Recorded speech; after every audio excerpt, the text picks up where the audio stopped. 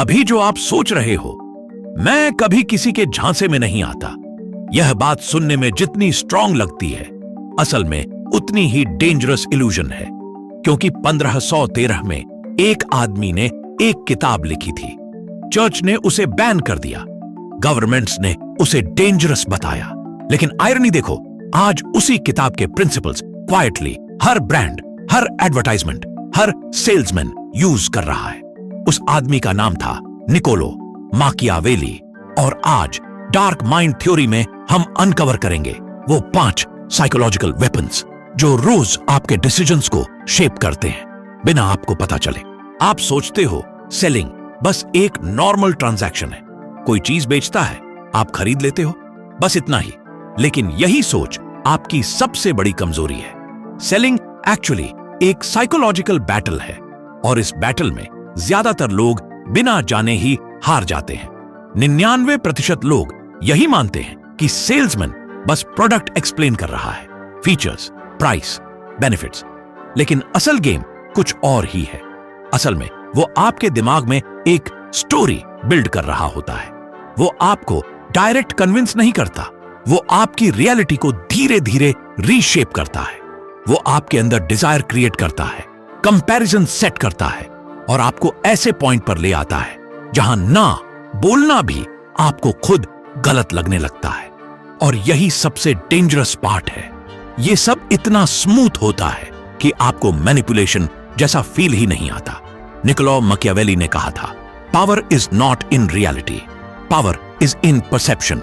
और आज हर successful salesman इसी लाइन को साइलेंटली फॉलो करता है। तो अब समझो, ये वीडियो एंटरटेनमेंट नहीं है, ये अवेयरनेस है। और अब हम खोलने जा रहे हैं वो 5 साइकोलॉजिकल वेपन्स जो आपके माइंड को डेली इन्फ्लुएंस करते हैं। पहला वेपन है चॉइस का इल्यूजन। मैकियावेली का कॉन्सेप्ट था, लोगों को फ्रीडम का फील दो, लेकिन कंट्रोल अपने हाथ में रखो। यानी आदमी को लगे कि वो खुद डिसीजन ले रहा है, जबकि डायरेक्शन पहले से सेट होती है। अब रियल लाइफ एग्जाम्पल समझो। नॉर्मल सेल्समैन कहता है, सर ये प्रोडक्ट 10,000 का है, लेना है क्या? अब आपके माइंड में रेजिस्टेंस आ जाता है, महंगा है, सोचना पड़ेगा। लेकिन स्मार्ट सेल्समैन गेम बदल देता है। वो कहता है, आपके लिए 2 ऑप्शंस हैं। एक 15,000 वाला प्रीमियम पैकेज है जिसमें एक्स्ट्रा वारंटी सपोर्ट है, और दूसरा 10,000 वाला स्टैंडर्ड है जो ज्यादातर लोग लेते हैं। अब खेल बदल गया। आप अब बाय या नॉट बाय नहीं सोच रहे, आप कौन सा ऑप्शन बेटर है सोच रहे हो। और सटल ट्रिक ये है, उसने ऑलरेडी डिसाइड कर लिया है कि आप खरीदोगे। ये साइकोलॉजी में एंकरिंग कहलाती है। पहला नंबर आपके पूरे डिसीजन को इन्फ्लुएंस कर देता है। असल मैनिपुलेशन ये नहीं कि आपको फोर्स किया गया, असल मैनिपुलेशन ये है कि आपको लगा आपने खुद चूज किया। दूसरा वेपन है फियर। सच ये है, इंसान लॉजिक से नहीं चलता, डर से चलता है।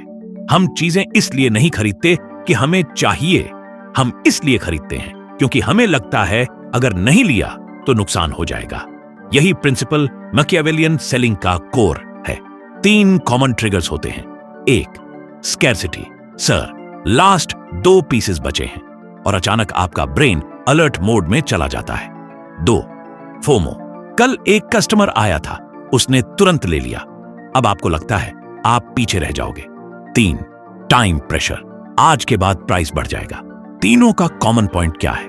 आपको डिसीजन सोचकर लेने नहीं दिया जाता, रिएक्ट करवाया जाता है। और रिएक्शन हमेशा इमोशनल होता है, लॉजिकल नहीं।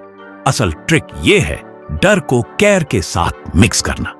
मैं नहीं चाहता आप एक्स्ट्रा पे करें।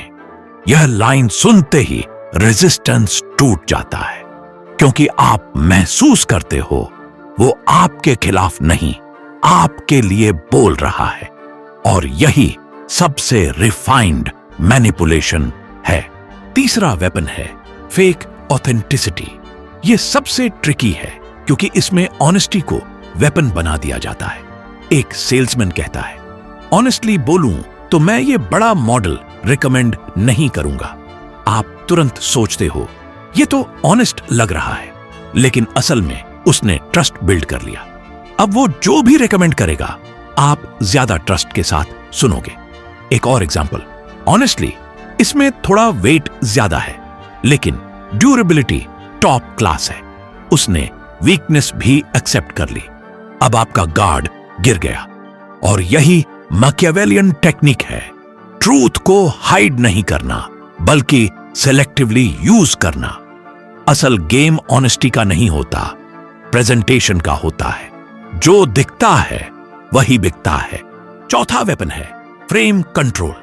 जो आदमी कॉन्वर्सेशन का फ्रेम कंट्रोल करता है वही डिसीजन कंट्रोल करता है। फ्रेम मतलब आप चीज को किस एंगल से देख रहे हो। एग्जाम्पल देखो, आप कहते हो 50,000 बहुत महंगा है। वीक सेल्समैन डिफेंड करता है, नहीं सर, एक्चुअली फीचर्स देखिए। वो ऑलरेडी हार गया, लेकिन स्मार्ट सेल्समैन फ्रेम बदल देता है। 50,000 सुनने में बड़ा लगता है, लेकिन अगर आप इसे 5 साल यूज करोगे तो डेली कॉस्ट 27 रुपए बनती है। अब आपने प्राइस नहीं देखा, वैल्यू देखी। उसने रियलिटी नहीं बदली, उसने पर्सपेक्टिव बदल दिया। और यही पावर है फ्रेम की। जो सवाल पूछता है वही कंट्रोल करता है। जो जस्टिफाई करता है वो ऑलरेडी लूज कर चुका होता है। पांचवां वेपन सबसे काउंटर इंट्यूटिव है, विथड्रॉल। मैकियावेली का आइडिया था हर बैटल फोर्स से नहीं जीती जाती, कभी कभी पीछे हटकर जीती जाती है। नॉर्मल सेल्समैन दबाव डालता है, सर प्लीज ले लीजिए, लेकिन स्मार्ट वन उल्टा करता है। ऑनेस्टली मुझे नहीं लगता ये अभी आपके लिए सही टाइम है। और वहीं साइकोलॉजिकल शिफ्ट होता है। अब कस्टमर सोचने लगता है, वेट, ये मुझे कन्विंस क्यों नहीं कर रहा, और क्यूरियोसिटी एक्टिवेट हो जाती है।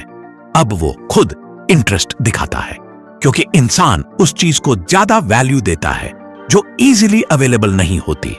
स्कैर्सिटी सिर्फ प्रोडक्ट की नहीं होती, अटेंशन की भी होती है। और अटेंशन कंट्रोल करना ही अल्टीमेट पावर है। अब सवाल यह है, क्या ये सब मैनिपुलेशन है? हां, लेकिन असली ट्रूथ और भी डीपर है।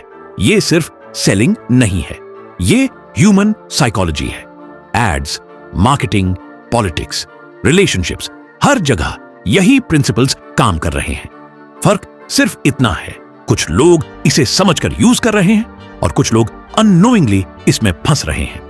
और यही डार्क साइकोलॉजी का कोर लेसन है। जिसे समझ लिया वो गेम समझ गया, जिसे नहीं समझा वो हमेशा किसी और के गेम में पॉन बना रहेगा। अब नॉलेज आपके हाथ में है, आगे यूज करना या इग्नोर करना ये आपका डिसीजन है।